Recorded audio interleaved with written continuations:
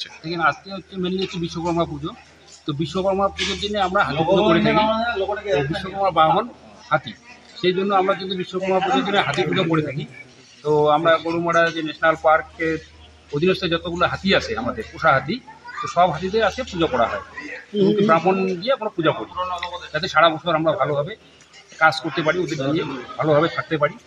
আর ওদেরও আমাদের পরিবারের একজন সদস্য হিসেবে আমরা মনে করে আমরা আজকের দিনে ওদের পুজো করি, এবং পুজো শেষে আমরা বিশেষ করে খাওয়ার ব্যবস্থা করি হাতিদের।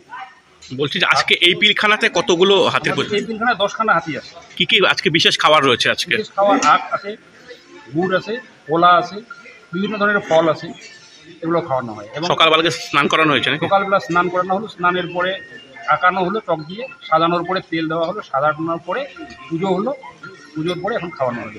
আপনার নাম পরিচয়? আমার নাম সঞ্জিত রায়, আমি হিলারি হাতির মাহুত। আজকে তো ছুটি হাতির, মানে আজকে তো কোনো কাজ করা হবে না।